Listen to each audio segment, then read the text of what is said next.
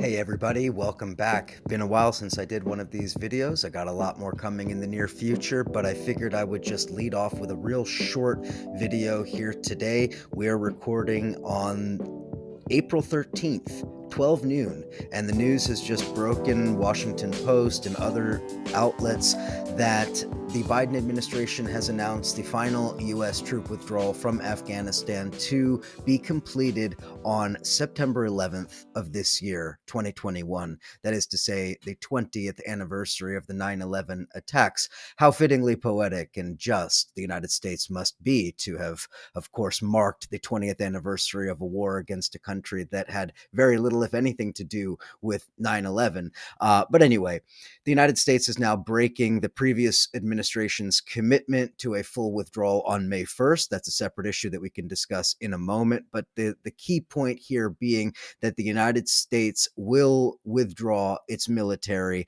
by September of this year. Now, there's a couple of points that we really need to discuss, because what does it actually mean for the United States to withdraw its military from Afghanistan? Well, what it means is that the United States is not, and I repeat, not leaving Afghanistan. It means that formal U.S. military may leave Afghanistan, but that would leave in place the U.S. so-called contractors, that is to say, mercenaries, who outnumber U.S. military more than 6-1. Latest count, there were something like 2,500 U.S. military in Afghanistan and 18,000 military contractors in Afghanistan. So we can see that what has actually happened is that the war in Afghanistan has been privatized. It has been, so to speak, subcontracted, while the U.S. can do a fake withdrawal from Afghanistan. And ultimately, that's what we're really talking about here. You're talking about the United States, the most significant imperial power, maybe in history, walking away from a country that is at the crossroads of the growing Chinese power in the east, of the aspiring regional powers with all of that mineral wealth and all of that energy and strategic location and all of that. You think that the United States, the imperial planners in Washington, are simply walking away? Think again. What the United States is doing is essentially a public relations maneuver to present the illusion that the U.S. is no longer occupying Afghanistan, while it will. Now, it is fair to say that those of us on the anti-war, anti-imperialist left should rejoice that U.S. military is leaving. We should, of course, we should always advocate for U.S. military basically leaving all of the places that it occupies. However, we have to be clear-eyed and sober in understanding that what is ultimately happening is not a substantive sea change, but rather a cosmetic one.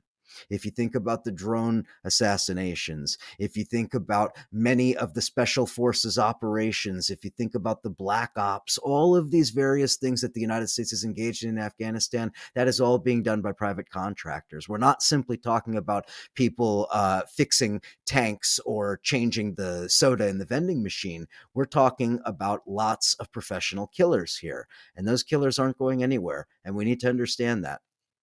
The Chinese, of course, do understand this. The Chinese have been engaged with the Taliban for years.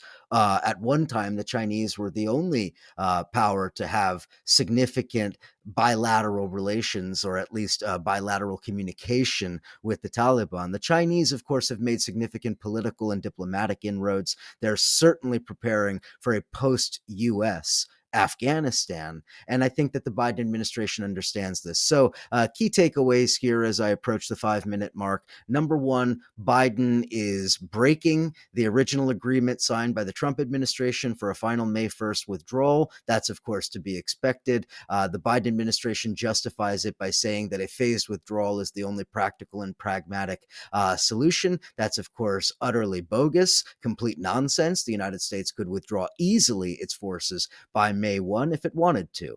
But it doesn't. Number two, the military footprint was small in comparison to the subcontractor footprint. And again, we have to include in that CIA and other non military who might be operating in Afghanistan plus those operating from the private sector. And then finally, we have to remember that it is the strategic location, the geographical imperatives of Afghanistan that made the United States occupy in the first place, that made the United States want to target this poor country in Central Asia, want to maintain that footprint. The opium trade, the lucrative oil trade and pipelines, and many other things, rare earth minerals, iron ore, the Chinese, the Indians, the Russians, the Pakistanis, many others have their eyes on these and other prizes. Afghanistan isn't going anywhere. The U.S. isn't going anywhere, but the situation will evolve, and that's what we're going to keep an eye on. If you want to keep an eye on it with me, go to patreon.com/Eric Draitser. That's where you can follow all my work. It's been a couple of months. This is the first in a series of videos to come, so please do jump on board with us. Thanks so much. Talk to you soon.